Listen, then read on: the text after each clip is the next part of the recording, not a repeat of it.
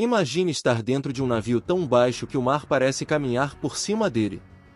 A água bate no convés, escorre pelas placas de ferro e estala contra rebites.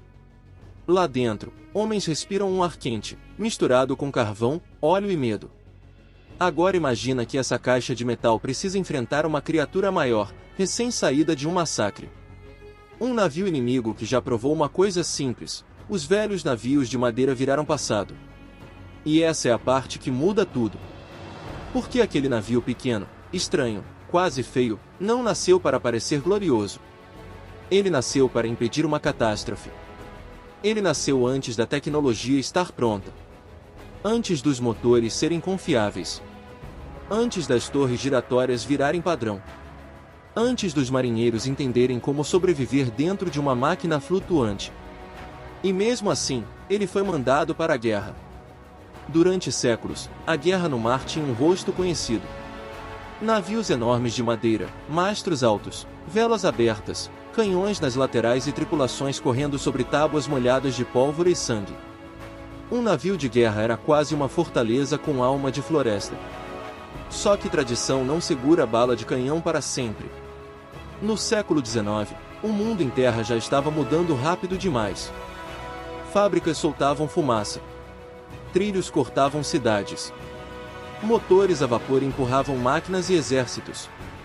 Mas no mar, muitos comandantes ainda pensavam como seus avós. A madeira ainda parecia nobre. As velas ainda pareciam seguras. Os canhões em fileiras ainda pareciam a resposta para tudo. Até que apareceu um monstro revestido de ferro. Ele parecia um telhado escuro flutuando sobre a água, pesado, ameaçador, quase errado. Mas quando entrou em combate, a beleza perdeu a importância. Os tiros batiam na couraça e ricocheteavam. A madeira inimiga se partia, queimava, afundava. Homens que acreditavam estar protegidos perceberam que estavam presos em caixotes inflamáveis diante do futuro. Esse choque foi mais que militar. Foi psicológico. De repente, todo mundo entendeu que uma única embarcação blindada podia destruir bloqueios, proteger portos e virar o rumo de uma guerra. Não dava para esperar anos de testes. A resposta precisava nascer depressa, quase no susto. Foi nesse clima que surgiu uma ideia absurda. Um engenheiro chamado John Erickson apresentou um projeto que parecia ofender a lógica naval da época: um navio baixo, de ferro, movido a vapor, com quase nada acima da linha da água e uma torre redonda no centro. Em vez de carregar dezenas de canhões pelas laterais, ele carregaria poucos canhões dentro de uma torre blindada capaz de girar. Assim, o navio não precisaria virar o corpo inteiro para mirar. A arma viraria sozinha. Hoje isso parece normal. Naquele momento, parecia uma provocação. Porque os navios tradicionais gritavam poder pelo tamanho. Erickson estava sussurrando poder pelo desenho. Menos altura para ser atingido. Mais ferro para resistir. Menos canhões, mas melhor posicionados. Menos aparência de castelo, mais aparência de armadilha. Só que havia uma pergunta que ninguém conseguia engolir: aquilo ia funcionar? O convés ficava perto demais do mar. Uma onda mais agressiva podia cobrir tudo. A tripulação ficaria escondida dentro do casco, sem vento no rosto, sem horizonte. Lá dentro, o navio seria uma garganta de metal. Calor, vapor. Ruído. Escuridão. Homens tentando operar canhões enquanto a torre girava e o oceano batia por fora. E ainda tinha outro problema: tudo dependia da máquina. Se o motor falhasse, não havia vela para salvar a situação. Se a torre travasse, o grande diferencial virava peso morto. Se a ventilação não desse conta, os próprios tripulantes seriam vencidos antes do inimigo. O navio era genial, mas também era um risco ambulante. Um experimento armado. Uma aposta com canhões. Mesmo assim, o projeto foi aceito. Não porque todos acreditassem nele, mas porque o medo tinha encostado a faca no pescoço da guerra. O inimigo já tinha mostrado que a madeira podia morrer em poucas horas. Então aquele navio estranho começou a ser construído em ritmo de urgência. Placas de ferro, rebites, motores, tubulações, torre, canhões, cada parte sendo encaixada como se o tempo estivesse cobrando juros de sangue. O nome dele era simples, Monitor. Nada de nome imperial. Nada de título grandioso. Monitor. Frio. Curto. Quase burocrático. Mas por trás desse nome havia uma revolução pronta para tropeçar nos parafusos. Quando ficou pronto, ele parecia pequeno demais para a missão. Tinha pouco mais de 50 metros de comprimento e quase desaparecia na superfície da água. De longe, era uma sombra com uma torre. Um objeto estranho que não combinava com a imaginação naval daquele tempo. A viagem até combate quase provou que seus críticos tinham razão. No mar aberto, o Monitor sofreu. As ondas passavam por cima do convés. A água encontrava caminhos. As bombas trabalhavam sem descanso.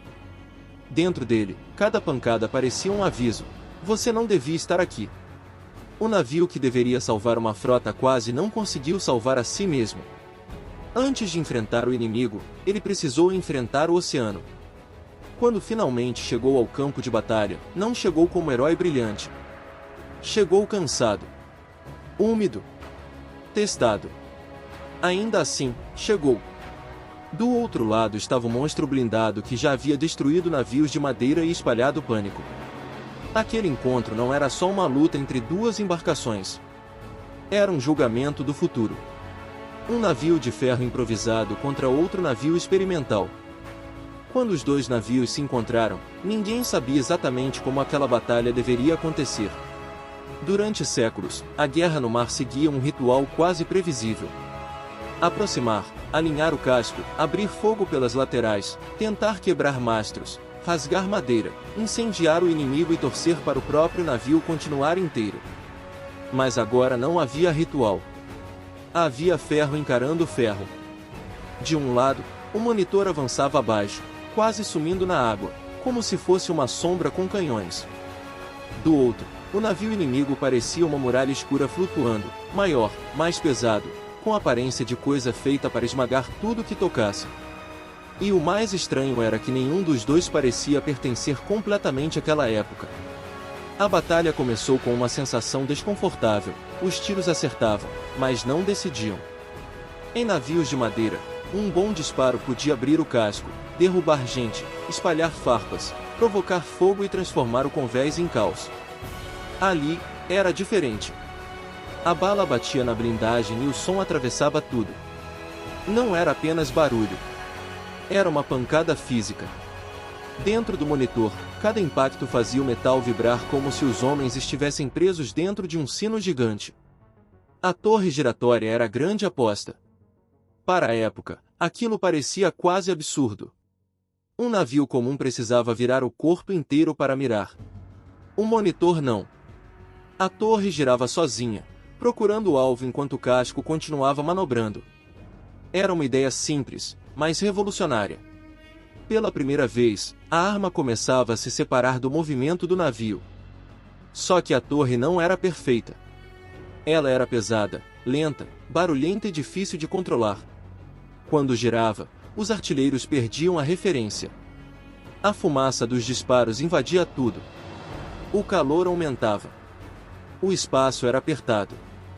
Os homens carregavam os canhões com esforço, disparavam e tentavam entender para onde a torre tinha apontado depois do recuo. Era tecnologia nova funcionando no grito. Mesmo assim, funcionava. O Monitor se aproximava, disparava, recuava, reposicionava. O inimigo respondia. Os dois se golpeavam sem conseguir destruir um ao outro de forma definitiva. Era quase frustrante de assistir. Dois monstros de ferro se ferindo, mas sem sangrar como os navios antigos sangravam. E essa era justamente a revolução.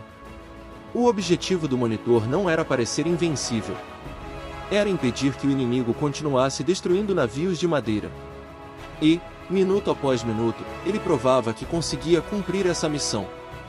Pequeno, estranho, desconfortável e cheio de falhas, ele continuava ali. Não afundava. Não fugia. Não se partia. Mas toda invenção cedo demais cobra um preço. A visibilidade era ruim. A comunicação interna era confusa. O comandante precisava tomar decisões com pouca informação, no meio de fumaça, ruído e impactos constantes. Não existia tradição para aquilo. Ninguém tinha aprendido na juventude como comandar uma torre blindada em um casco quase submerso. Tudo era improviso. Em certo momento, tentando enxergar melhor a luta, o comandante ficou exposto perto da casa do Leme. O inimigo disparou. O impacto atingiu a estrutura com violência. Fragmentos e pressão feriram seus olhos. De repente, a máquina que dependia de coordenação perdeu a visão clara de quem a conduzia. Imagina o tipo de medo que isso causa. Você está dentro de um experimento de ferro, enfrentando um inimigo maior, em uma batalha que ninguém no mundo tinha experiência real para lutar, e a pessoa que deveria guiar tudo fica ferida. Não existe cena bonita nisso. Existe fumaça. Existe dor. Existe alguém tentando entender se ainda consegue continuar. Mesmo assim, o monitor não desapareceu da batalha. Ele recuou, se reorganizou e continuou sendo uma ameaça. O inimigo percebeu que aquele navio baixo era um obstáculo real. Não era elegante. Não era perfeito. Mas estava bloqueando o caminho. E, naquele momento, bloquear já era mudar a história. No fim, a batalha não teve uma vitória limpa, daquelas fáceis de contar em uma frase. Ninguém saiu dali com o inimigo destruído e o mar silencioso. Mas o resultado foi maior do que uma vitória comum. Os navios de madeira estavam condenados. Depois daquele encontro, todo comandante naval precisou encarar uma verdade amarga. A guerra no mar não pertencia mais apenas a velas, mastros e tradição. Ela agora pertencia ao ferro, ao vapor, às torres giratórias, ao carvão, à engenharia e a homens trancados dentro de máquinas barulhentas. Só que havia uma ironia cruel. O monitor tinha vencido a lógica do passado, mas não tinha vencido a natureza. Ele era brilhante para uma missão específica, em águas controladas, contra um inimigo específico. Mas continuava baixo demais. Fechado demais. Dependente demais de bombas, motores, vedação e sorte. E no mar, sorte nunca fica muito tempo no mesmo convés. Meses depois, quando precisou enfrentar águas mais agressivas, suas falhas começaram a aparecer de verdade. Ondas passavam sobre o convés. A água encontrava frestas. As bombas trabalhavam sem descanso. O mesmo desenho que fazia o monitor difícil de acertar em combate tornava vulnerável em tempestade. A tripulação tentou salvar o navio. Lutou contra a água, contra o peso, contra a escuridão e contra o medo de morrer dentro de uma máquina que o mundo já chamava de futuro. Mas a tempestade não respeita símbolo. E foi aí que o mar começou a engolir o impossível. Quando o monitor começou a enfrentar mar aberto de verdade, ficou claro que ele era um gênio preso em um corpo frágil. Na batalha, sua baixa altura tinha sido uma vantagem. Ele oferecia pouco alvo, escondia quase tudo sob a linha da água e obrigava o inimigo a mirar em uma sombra de ferro. Mas em tempestade, essa mesma vantagem virava ameaça. O mar não via inovação. Via uma tampa baixa tentando atravessar ondas altas. A água batia no convés e escorria por cima dele como se o navio estivesse sendo apagado aos poucos. Cada abertura virava risco. Cada fresta virava inimiga. Lá dentro, os homens ouviam o som das bombas trabalhando sem descanso, tentando expulsar a água que insistia em voltar. Era uma luta sem glória. Não havia canhão inimigo. Não havia bandeira adversária. Só o oceano, escuro, frio e paciente. E isso torna a queda do monitor ainda mais amarga. Ele tinha sobrevivido ao futuro da guerra, mas começou a perder para a física simples da água entrando onde não devia. O navio que havia parado um monstro blindado agora lutava para continuar respirando. O ar ficava pesado. O metal tremia. O convés desaparecia sob as ondas. A tripulação precisava decidir entre salvar a máquina ou salvar a própria vida. Imagina estar ali dentro. Você sabe que aquele navio mudou a história. Você sabe que comandantes, jornais e políticos falam dele como prova de uma nova era. Mas naquele momento, nada disso importa. O que importa é o som da água subindo. O peso do ferro ao redor. A escuridão. O medo de que a própria invenção vire uma armadilha. Porque um navio de madeira, quando condenado, ainda dava uma sensação de espaço. Havia mastros, convéis, cordas, botes, homens correndo sob o vento. O monitor era diferente. Ele parecia seguro por ser fechado, mas quando começou a afundar, esse fechamento virou prisão. A tecnologia que protegia em combate também dificultava a fuga. A tempestade apertou. As bombas não davam conta. O navio mergulhava e voltava, como se estivesse negociando seus últimos minutos com o oceano. Homens tentavam se mover em meio ao caos, carregando o peso do cansaço e da certeza de que talvez o futuro tivesse sido construído rápido demais. Então veio o abandono. Não como uma decisão heroica de filme, mas como uma necessidade amarga. Quando uma máquina começa a morrer no mar, ninguém vence de verdade. Você só escolhe o que ainda pode ser salvo. Parte da tripulação conseguiu escapar. Outros não. E o monitor, aquele navio que tinha enfrentado a lógica antiga, desapareceu sob as ondas. O impossível afundou. Mas aqui está a reviravolta, ele afundou sem ser derrotado como ideia. Fisicamente, o monitor durou pouco. Como conceito, ele explodiu o mapa mental das marinhas do mundo. Depois dele, ninguém podia fingir que nada tinha acontecido. A batalha havia mostrado que navios baixos, blindados e armados com torres giratórias podiam enfrentar embarcações tradicionais e mudar completamente o equilíbrio de poder. O mundo naval inteiro começou a copiar, adaptar, exagerar e melhorar aquela ideia. Surgiram outros monitores. Alguns eram usados em rios. Outros protegiam costas. Alguns pareciam ainda mais estranhos, com cascos baixos e torres pesadas, como se fossem fortalezas achatadas. Eles não eram bons para tudo. Muitos sofriam em mar aberto. Muitos eram lentos. Muitos dependiam de condições específicas. Mas tinham uma função assustadora: negar passagem, proteger pontos estratégicos e transformar águas costeiras em armadilhas. Era uma nova lógica de guerra. Antes, o poder naval estava muito ligado à presença majestosa. Um grande navio impressionava pelo tamanho, pela quantidade de velas, pela fileira de canhões. Depois do monitor, a pergunta mudou. Não era mais: quantos canhões ele carrega na lateral? A pergunta passou a ser: quanto ferro ele aguenta? A torre gira? O motor resiste? Ele consegue sobreviver ao primeiro impacto? A estética da guerra ficou mais feia, mais industrial e mais eficiente. E talvez isso seja o mais perturbador. O monitor não trouxe apenas uma melhoria técnica. Ele ajudou a matar uma fantasia. A guerra no mar deixou de parecer uma disputa entre grandes castelos de madeira e começou a parecer uma briga entre máquinas sufocantes. Menos vento. Mais fumaça. Menos vela. Mais carvão. Menos convés aberto. Mais homens presos dentro de aço. O futuro chegou sem romantismo. Só que esse futuro ainda precisava amadurecer. O monitor mostrou o caminho, mas também mostrou os perigos. Um navio de guerra moderno não podia ser apenas blindado. Precisava navegar bem. Precisava proteger a tripulação. Precisava resistir a tempestades. Precisava ter motores melhores, ventilação melhor, comunicação melhor, mira melhor, estabilidade melhor. A ideia era brilhante, mas o mundo ainda precisava construir a estrutura ao redor dela. Foi por isso que ele parece ter nascido antes da tecnologia estar pronta.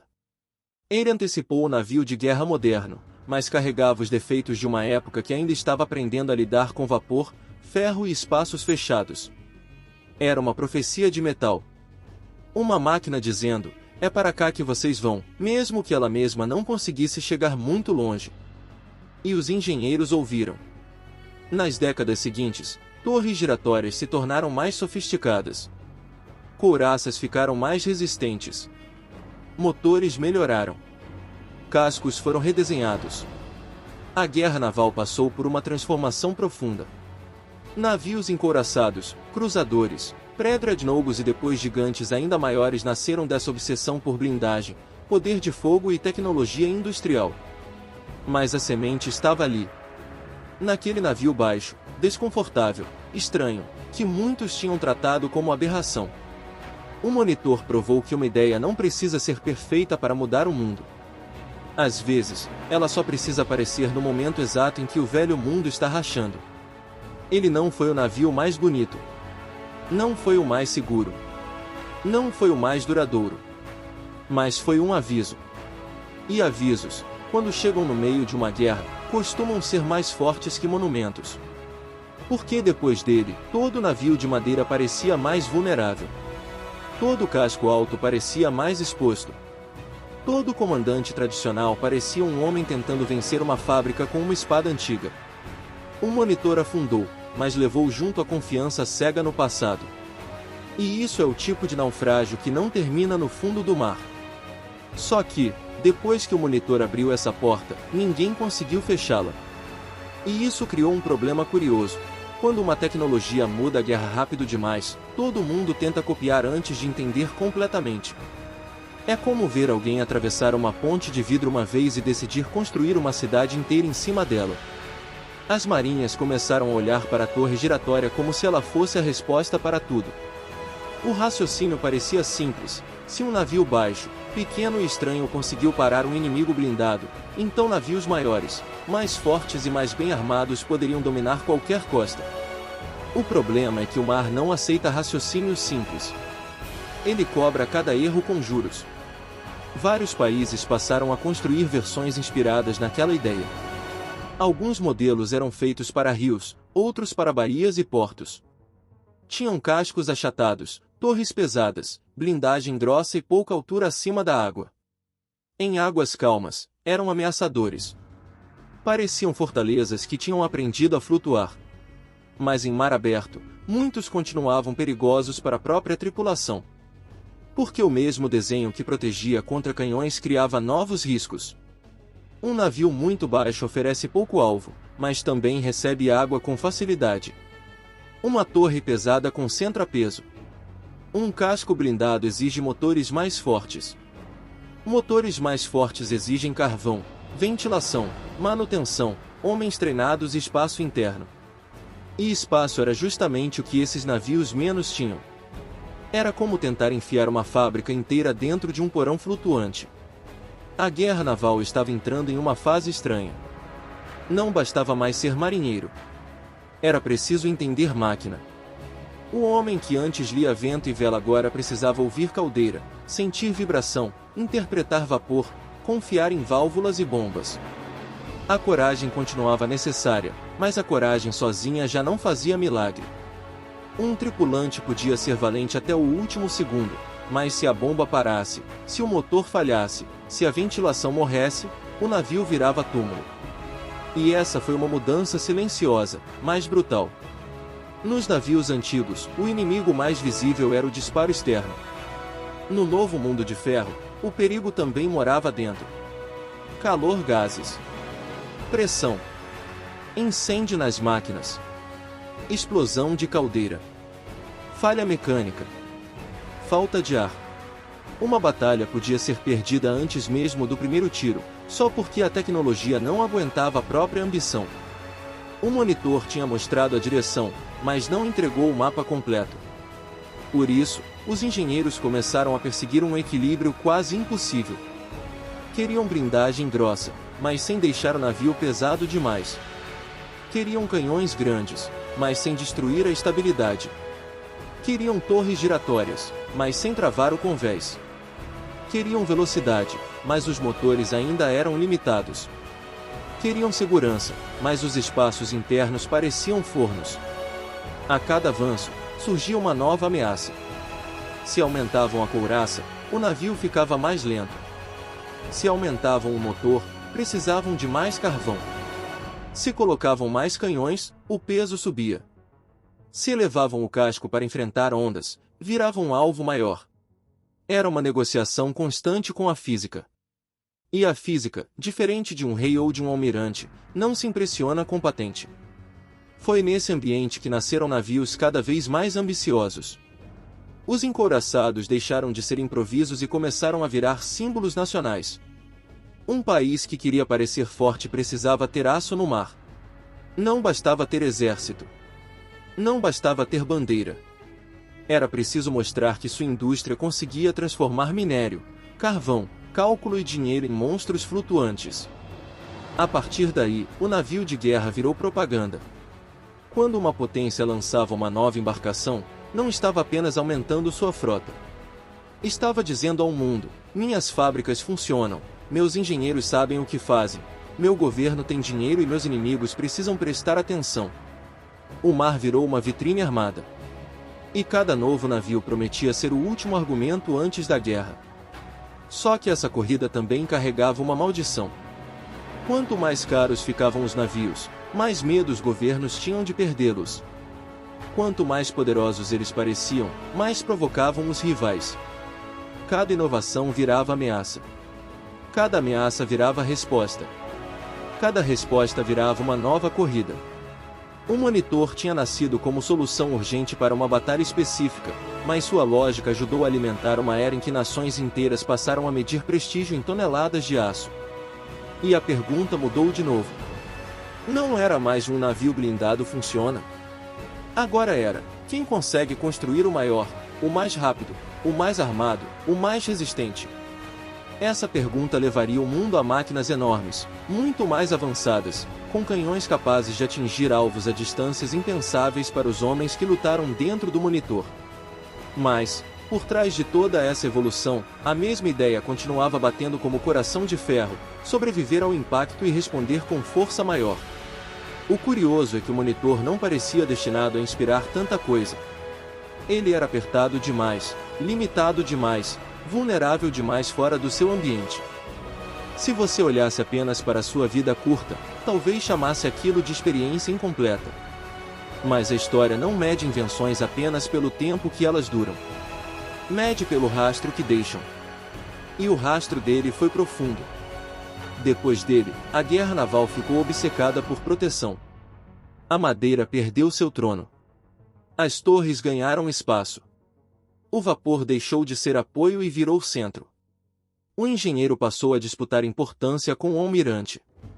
O estaleiro começou a valer tanto quanto o campo de batalha. E o mar, que antes parecia governado por vento e coragem, passou a ser governado também por cálculo, aço e indústria. Mas havia uma sombra crescendo por trás disso tudo. Porque toda vez que o ser humano cria uma arma para impedir uma tragédia, alguém logo imagina uma versão maior dela. Depois, outro alguém imagina uma versão ainda maior. E quando você percebe, aquela invenção que nasceu para salvar uma frota se transforma em uma escada para guerras mais caras, mais rápidas e mais devastadoras. O monitor foi um aviso e uma semente. Aviso de que o passado podia morrer em um único dia. Semente de uma era em que navios deixariam de parecer criaturas do mar e passariam a parecer fábricas de destruição navegando sob bandeiras nacionais. E o mais assustador é que isso era só o começo. Quando essa nova era de aço começou a crescer, o navio de guerra deixou de ser apenas uma arma. Ele virou uma mensagem flutuante. Antes, uma frota podia impressionar pelo número de velas no horizonte. Agora, uma única embarcação blindada podia fazer governos inteiros recalcularem seus medos. Por que um navio desses não dizia apenas: eu posso lutar? Ele dizia: minha nação domina metal, vapor, carvão, matemática, indústria e dinheiro suficiente para transformar tudo isso em ameaça. E esse detalhe muda a história. O monitor tinha sido pequeno, quase improvisado, feito para responder a uma emergência. Mas a ideia que ele carregava começou a crescer como fogo em paiol seco. Cada país queria seu próprio símbolo de modernidade. Cada estaleiro queria provar que podia construir algo mais forte. Cada almirante queria acreditar que a próxima couraça resolveria o problema definitivo da guerra no mar. Só que problema definitivo não existe. Existe apenas o próximo medo. Se um navio ganha blindagem, alguém cria um canhão mais forte. Se o canhão aumenta, a blindagem precisa engrossar. Se a blindagem engrossa, o navio fica pesado. Se fica pesado, precisa de motor maior. Se o motor aumenta, Precisa de mais carvão, mais espaço, mais tripulação, mais manutenção. E assim a máquina cresce, como se estivesse devorando o próprio futuro. O mar virou uma corrida de monstros. E por trás de cada casco novo havia uma pergunta silenciosa: e se o inimigo construir algo melhor? Essa pergunta alimentou décadas de inovação, mas também alimentou paranoia. Nenhuma potência queria parecer atrasada. Nenhum governo queria admitir que sua marinha tinha ficado velha. Nenhum império queria acordar e descobrir que suas rotas, seus portos e seu comércio estavam protegidos por navios que pertenciam a outra época. Foi assim que o legado do Monitor escapou do tamanho dele. Ele não foi importante porque era perfeito. Ele foi importante porque provou que o navio de guerra podia ser reconstruído do zero. Provou que a forma antiga não era sagrada. Provou que a tradição podia virar sucata diante de uma ideia mais eficiente. E quando uma tradição militar cai, ela não cai sozinha. Ela arrasta escolas, carreiras, doutrinas, orçamentos e vaidades. Imagina um comandante que passou a vida inteira aprendendo a lutar com navios altos, mastros, ventos, linhas de batalha e canhões laterais. De repente, aparece uma máquina baixa, movida a vapor, com torre giratória, e diz sem dizer: tudo que você aprendeu ainda importa, mas já não basta. Isso é humilhante. E também é inevitável. A partir dali, o marinheiro precisou virar quase um operário de guerra. Ele não lidava mais só com cordas e velas. Lidava com caldeiras, válvulas, pressão, carvão, engrenagens, fumaça, ruído e calor. A coragem continuava ali, mas agora dividia espaço com conhecimento técnico. Um homem podia ser bravo, mas se não entendesse a máquina, podia morrer dentro dela. Essa foi uma mudança profunda. A guerra naval ficou menos visível para quem estava fora e mais sufocante para quem estava dentro. O heroísmo saiu um pouco do convés aberto e entrou em salas de máquinas quentes, em torres apertadas, em corredores metálicos onde cada barulho podia indicar falha. O perigo não vinha só do inimigo. Vinha também do próprio navio. E talvez seja isso que torne o Monitor tão simbólico. Ele era ao mesmo tempo proteção e prisão. Futuro e armadilha. Salvação e aviso. Ele mostrou que o ferro podia salvar vidas contra tiros de canhão, mas também mostrou que uma máquina mal preparada podia matar seus próprios homens quando o oceano apertasse. Com o tempo, os navios melhoraram. Ganharam cascos mais altos, motores mais confiáveis, torres mais precisas, ventilação melhor, couraças mais bem distribuídas. O conceito amadureceu. Mas a sensação inaugurada pelo Monitor permaneceu: a guerra no mar não seria mais decidida apenas por coragem, vento e mira. Seria decidida por indústria. E indústria não dorme. Uma fábrica não tem honra. Um estaleiro não sente remorso. Um projeto não pensa no rosto de quem vai morrer dentro dele. A máquina só avança. Calcula, pesa, reforça, corta, solda, substitui. E cada geração olha para a anterior como se ela fosse ingênua demais. O navio impossível virou ancestral de gigantes. Não porque tenha sido maior. Não porque tenha sido mais belo. Mas porque colocou uma pergunta nova na mesa: e se o melhor navio não for aquele que parece mais poderoso, mas aquele que obriga todos os outros a mudarem? Essa é a marca das invenções perigosas. Elas não precisam durar muito. Elas precisam reorganizar o medo. O Monitor reorganizou o medo das marinhas. Depois dele, ninguém queria ser o comandante preso em um navio bonito, de madeira, enfrentando uma máquina que suas armas mal conseguiam ferir. Ninguém queria representar o passado no dia em que o futuro chegasse cuspindo fumaça. E essa imagem ficou gravada na história: um casco baixo, uma torre redonda, homens sufocados por calor e ruído, e uma ideia grande demais para o próprio corpo. No fundo, o Monitor não foi apenas um navio de guerra. Foi um recado de metal. Ele dizia que a humanidade tinha entrado em uma fase em que a técnica podia ultrapassar a prudência. Uma fase em que a urgência da guerra fazia engenheiros construírem amanhã com as ferramentas de ontem.